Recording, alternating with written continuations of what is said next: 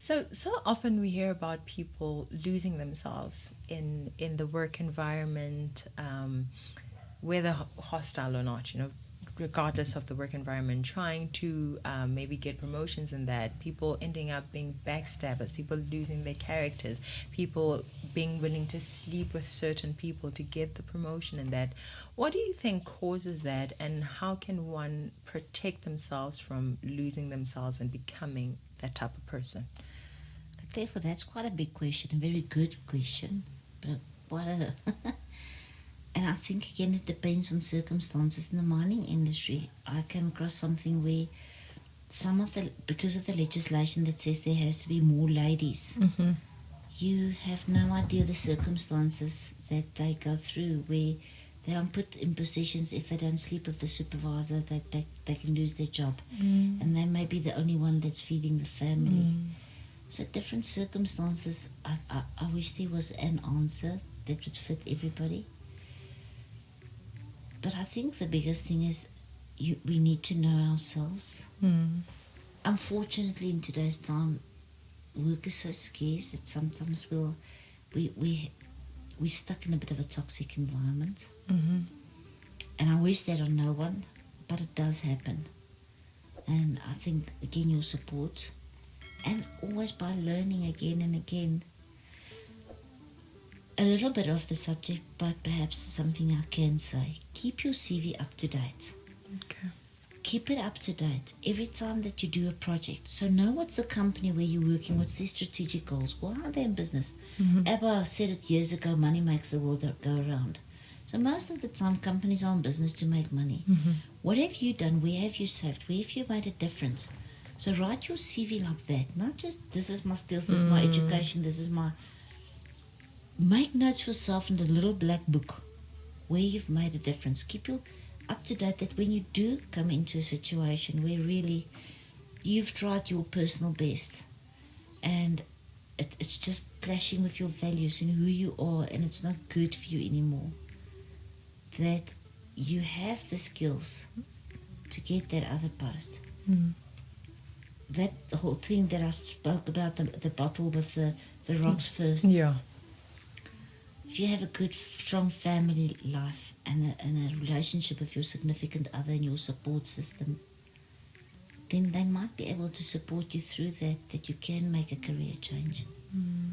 And that's why we shouldn't only study what we're working in. Mm-hmm. We should always keep on looking for new things. And there's so many careers out there. Mm. When I started out, so what I normally do for the students, we look at their personality Mm-hmm. and then and their values, and then there's different categories, like for instance human resource or working with humans or IT, whatever. Mm-hmm. And then I give them the book, and there's a lot of careers in In there. And line they have with to say that. what looks interesting, what looks nice, and we tell them more about it. Mm. So the best I can say, I'm really, my prayer for everybody is that it doesn't happen. Mm-hmm. But if it does, oh, I know now. I was sharing with you a story where I took the job for 4,000 rand more. Oh yes. Yeah. Mm-hmm. And I fell into that typical trap where we just go for money. And I Mm-hmm. think that's one of the reasons why a lot of this happened. Yeah. We go into that big job, and now we can afford the Merc or the Jaguar or the whatever else. But it's not making us happy. Mm. There's always more, and they always need more. Mm. So I think it starts with our strategic objectives, our As an personal individual. development plan, Mm. that we realize it's not the money that's the big thing. It's being happy. It's having something left for yourself at the end of the day. Yeah. And I always say that you wouldn't allow your phone's battery to go flat. If your battery's flat, your phone's start battery's looking flat, around. you're Yeah. looking for a charger. Yeah. But if you see it's on its battery low already, you're looking for the preparing. charger. You have your charger everywhere and a charging cable and everything. But what recharges you? So if I might ask Katlego, what works, what recharges you? Oh, okay. For me personally, I'd say YouTube recharges me. Doing this and tackling topics which I feel will help someone, that really recharges me. Spending time with my children, that totally recharges me. Getting attention from my husband, spending time with him, quality time with him, that fuels me. And in the work environment, I'd say having a day like where, you planned your day, you have your to-do list, you all productive, and then at the end of the day, though you've used up your energy, you just I feel good that I was productive and I gave of myself positively. Say those are some of the things that recharge me. Yeah. You asked me earlier, and I think it slots into this question. I'm just thinking about it now. What can you do if you're in a toxic work environment, in a real bad environment? And I think one of your questions that comes up is, do you go to your manager? Do you go to your HR? Yeah.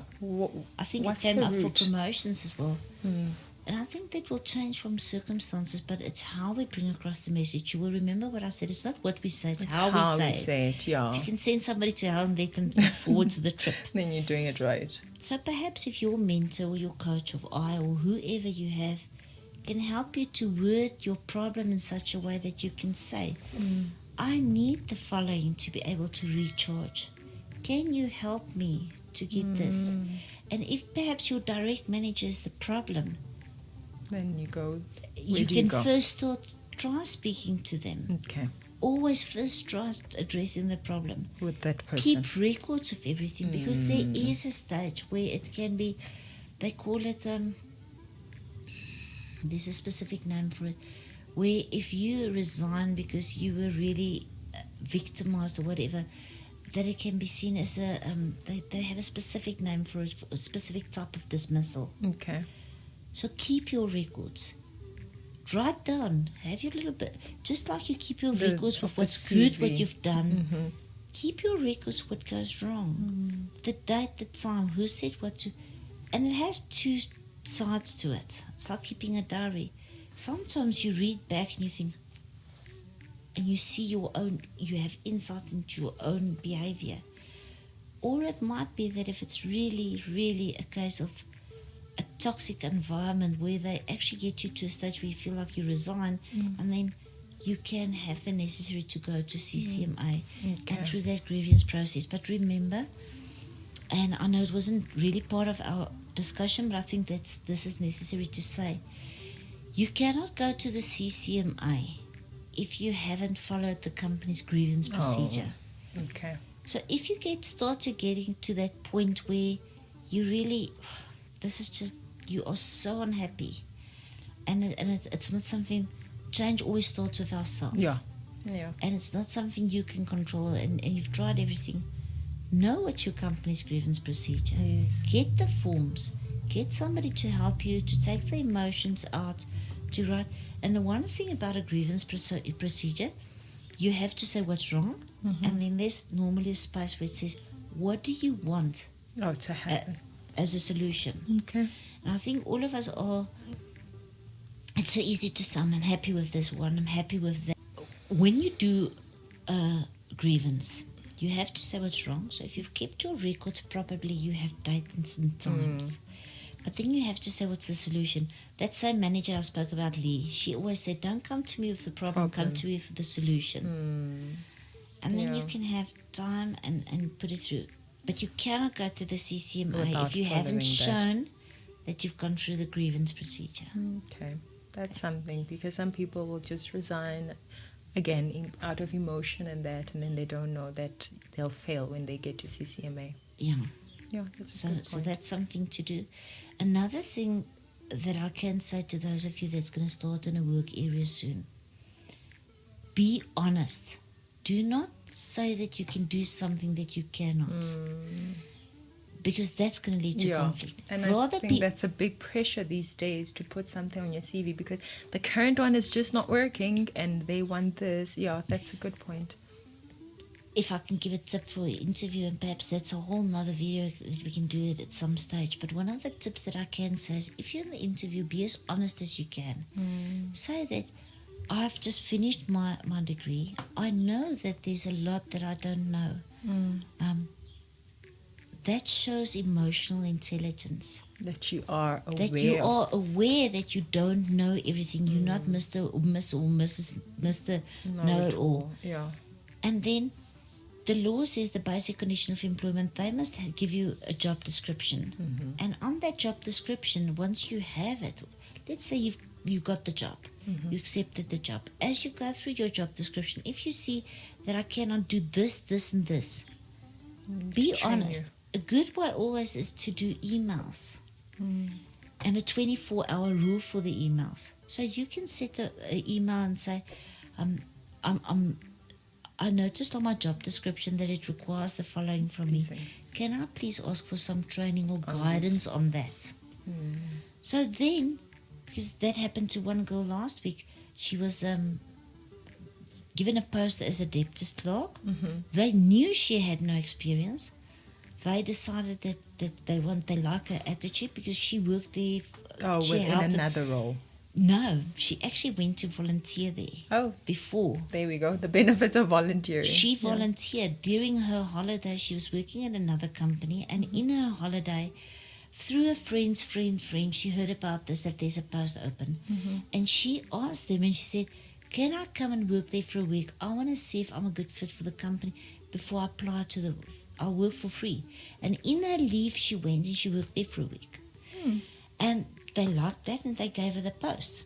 And then obviously, no experience, she didn't know how to do journals. Okay. And this woman screamed at her. That was the one that I referred to. But again, it's her way of managing everybody. It wasn't just against this girl. Oh, it's not a personal thing. But she's young. Yeah. There's a lot to say in hindsight. But luckily, she did keep the records, whatever. But she should have been able to take her job description and said, I can't. this is what I can't do. Can I please have some guidance? Mm. So don't lie at your interview. Be open to say that, yes, I know that I've got this qualification, but I still need to gain a lot more experience, and I'm looking forward to learn. Mm. Put it in writing to say that, thank you for my job description, but the following, can I please ask for some guidance or training on this? Mm. That's not something we taught, because you might feel that by acknowledging that you don't know something, you lowering your chances or you giving yourself a bad image. And that's what we think. Yeah. And meantime, it actually shows that you have emotional intelligence to know what you don't know and to ask for help. Help when you need it. Yeah. To ask for help and to be... And when they sit and train you, for Pete's sake, please don't be on your phone. Mm. One of the companies we are counseled recently, also a young person being in the workforce, it's one of the learnership programs, which is a lot of opportunity. And they were counseling her, and she was sitting and scrolling on her phone, not making notes. So that's some of the mistakes that we do. Make. Mm. We were in school and somebody was telling us, and then we just zone out. You zone out. Mm. That behavior that's detrimental in your workplace. Yeah.